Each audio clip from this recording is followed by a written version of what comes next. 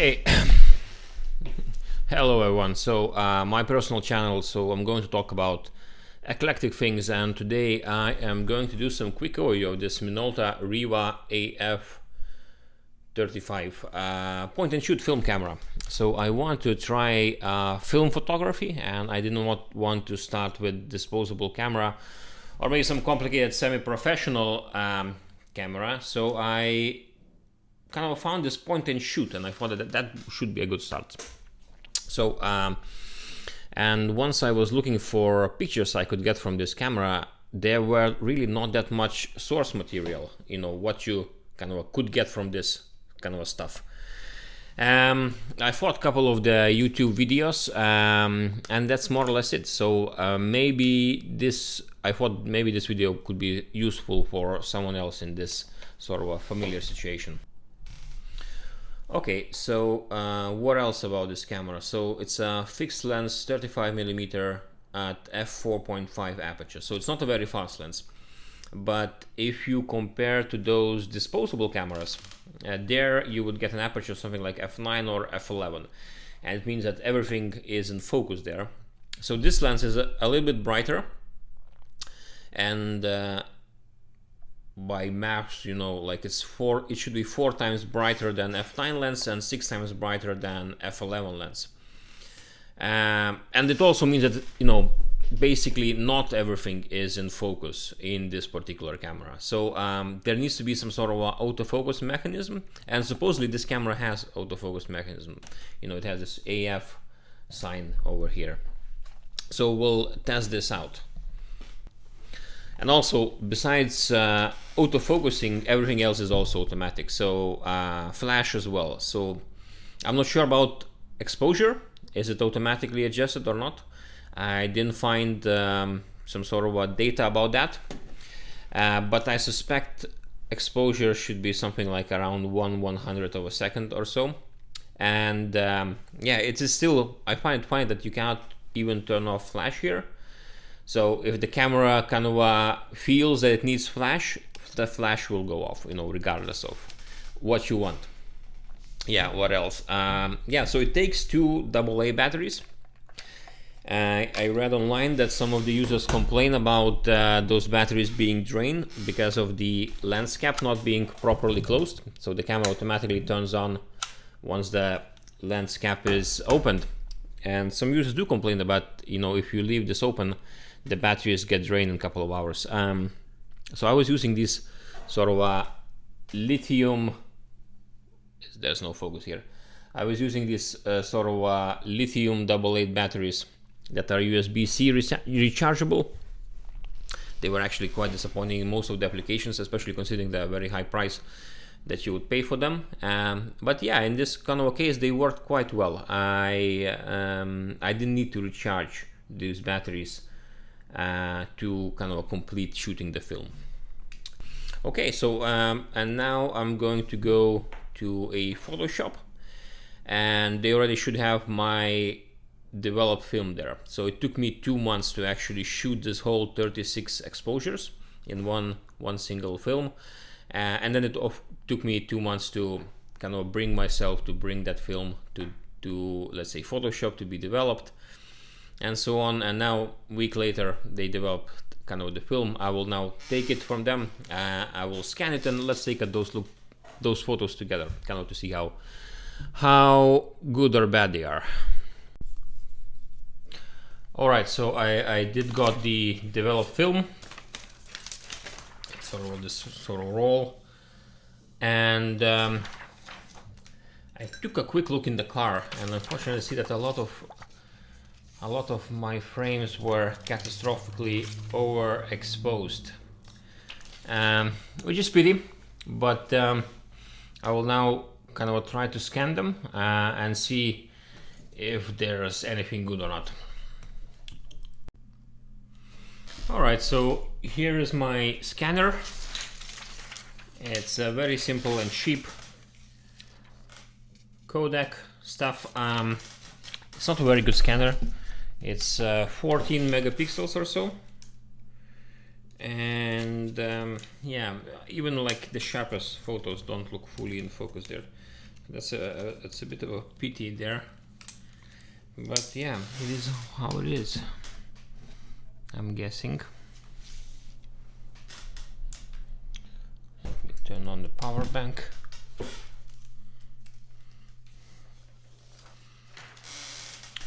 Right, so film type, yes, it's a color negative 135. Yeah, all right.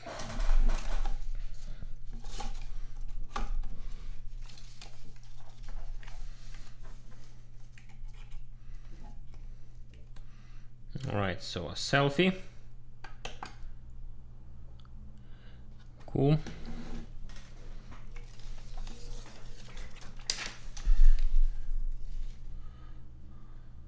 Another selfie.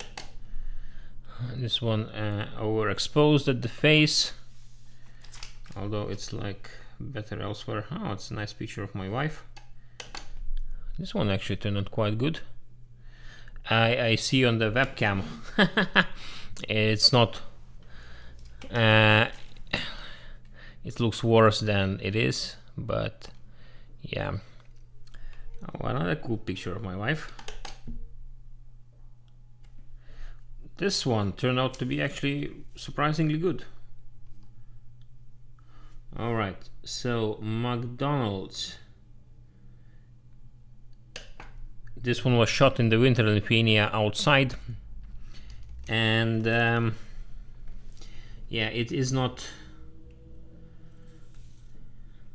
surprisingly good, like, because the lighting conditions were really bad. All right, then some sort of a homemade pizza.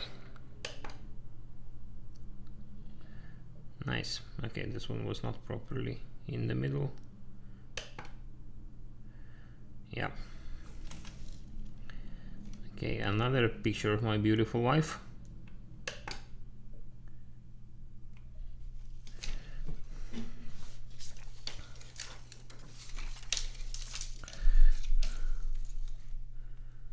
And another one. The colors look very, very dull actually. This is a Christmas tree in Vilnius. I will put the actual picture, let's say, from either phone or my like real digital camera side by side to see like the difference. There's another picture of my wife next to the Christmas tree, and this one was shot outside with a flash, so looks pretty good. This is again shot during the night outside with the flash. Surprisingly good. Again, the colors are dull, but yeah. Again, this is the picture at night with the flash. This is the Christmas market in Vilnius. Yeah, so this is the cathedral at night with the flash, I think, but naturally, like, it's a huge object, so the flash didn't do much there. I think this is also at night with the flash from some sort of a like a gelateria.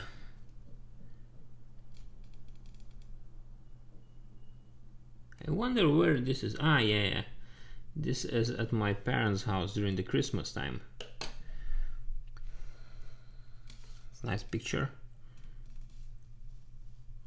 Also, my mother at the Christmas time in her kitchen cooking something. And this is inside at my parents' house during the Christmas time. Again, very kind of a poor lighting, but surprisingly good. I also think I kind of read them from the bottom. So this is a Kuwait City picture outside, very bright conditions. More of a Kuwait City. Colors are surprisingly good. Yeah, Kuwait City, nice.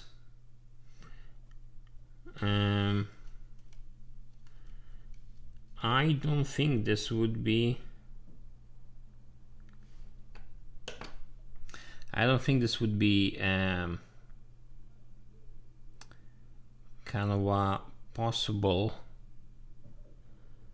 with a disposable point and shoot. This is in Kuwait City in the hookah lounge. I think flash went off. It was very bright outside, but the colors were completely tinted in this hookah lounge. So with my colleague, I think this is a selfie with and surprisingly many photos were actually in focus. Now this one is has the focus on the hookah, not on my face, but you know, who can blame it? And the same hookah lounge. Okay, this is like their inside, how the hookahs look like. Still the picture of their hookahs. I have a weird sort of a, I don't know, passion for hookahs.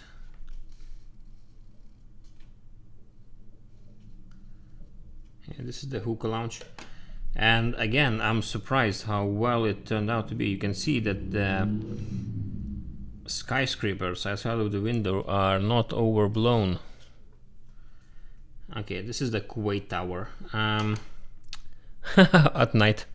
So it's yeah, it's barely visible. Yeah, so this is the photo that's definitely not in focus. 3 or 4 shawarmas. Okay, this is unrecognizable. The same here, it's a Kuwait Tower, but I will take a photo. We'll see if I can recover something here or not, but probably not.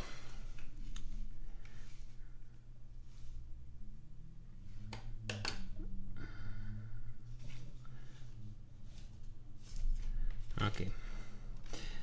So the rest of the photos are during the night with the flash, and of course nothing is visible there. Anyway, they were not overexposed, they were underexposed, so that's interesting. So yeah, that was it. Thank you for tuning in. Okay, so some final thoughts about this camera. So I'm generally surprised that maybe half of the pictures were in the correct focus, because I do remember my sister and my mother were using similar cameras in my childhood, similar point and shoots. Minolta was not popular at the time in Lithuania, but there were Fujis and not Canons, Kodaks mostly. And those were, I remember those pictures mostly being out of focus somewhere and quite blurry. So there might be some sort of a skill issue, but yeah, the fact that about half of the pictures were in focus where it matters is it's quite good, I think. And considering it only cost me 15 euros to kind of get this camera, maybe 10 euros for a film and 5 euros for development, I think it was overall 30 euros for this sort of experience. It's quite okay. And you know, if I want to repeat it, I would not have to pay for the camera again. So this 15 euros for 36 exposures is quite good. Yeah, nothing too impressive though, of course, but it is what it is. I'm a bit disappointed about the colors. I don't have Lightroom at the moment subscription, so I don't have ability to kind of to play around, and also my scanner is not really recording raw files, so there's probably not much I can recover from this scans. But yeah, overall I think it was quite nice camera to play around and to kind of check out the film photography. So if you have any sort of questions about this camera, then feel free to leave a comment. I will try to answer those sort of questions. So that's it. Thank you for tuning in.